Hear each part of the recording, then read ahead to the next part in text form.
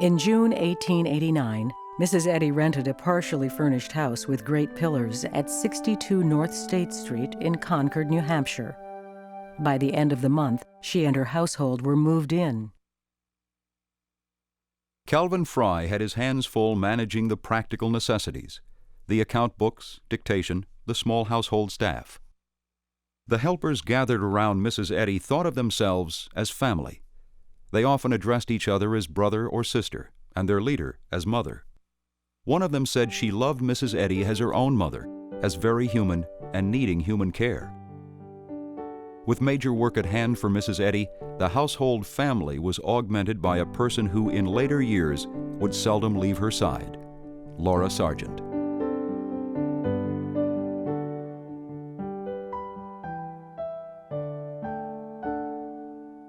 As with Calvin, it was healing that had recruited Laura Sargent to Christian Science. In 1883, in Oconto, Wisconsin, poor health had made Laura a near invalid. A family friend sought treatment for her own ailments from a Christian Science practitioner in Milwaukee and was healed. Her hope aroused, Laura traveled to the same practitioner. She too returned well. Her sister Victoria was healed while reading Laura's copy of Science and Health, as was their grandmother Adams, who was healed of a broken ankle and promptly urged her granddaughters to take up the religion they had found. In Chicago, in May 1884, Laura enrolled in the only primary class Mrs. Eddy ever taught in the West. As the classes ended, she invited Laura to study further with her in Boston. Laura and her sister attended class there in December and then returned to Oconto to launch into healing work. That led to forming a group there for Christian Science worship, the first such group to erect its own church building. In 1890, Mrs. Eddy asked if Laura would join her household. She came immediately. Serving Mrs. Eddy, often day and night, occupied much of Laura Sargent's life for the next 21 years.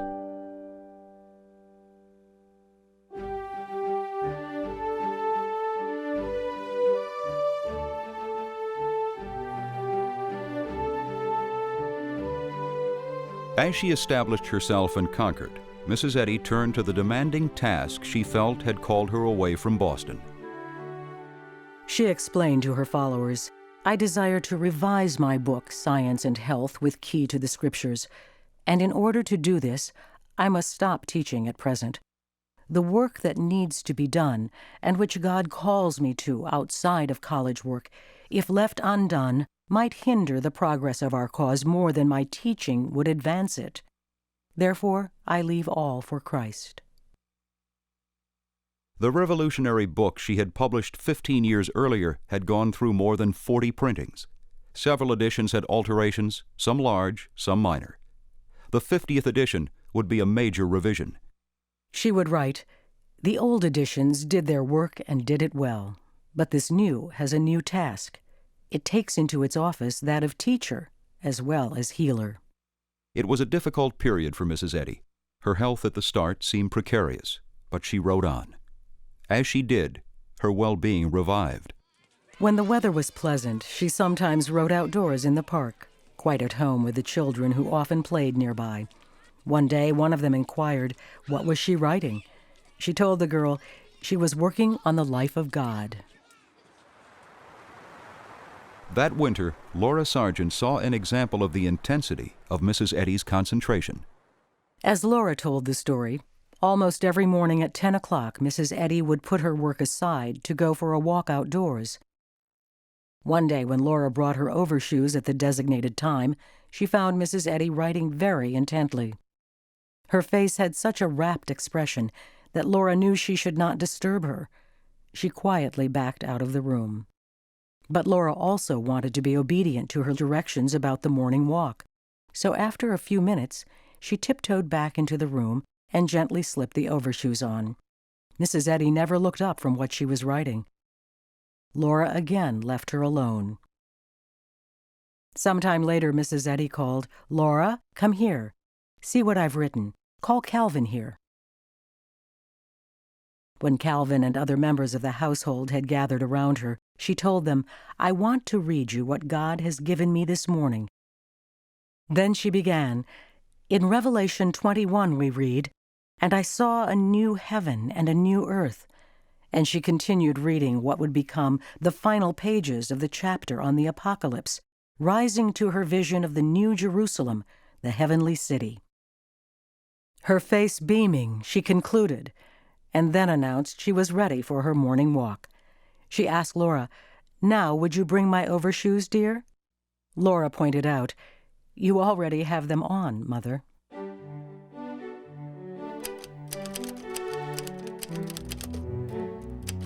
The work progressed laboriously but steadily.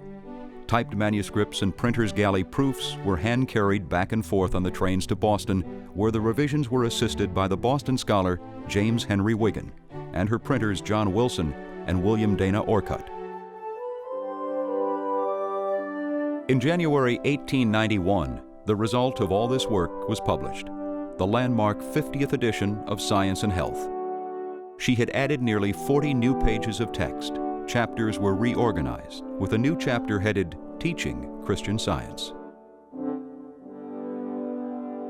Mrs. Eddy wrote one of her students, "Yes, my revised edition of God's message to mortals is out at last.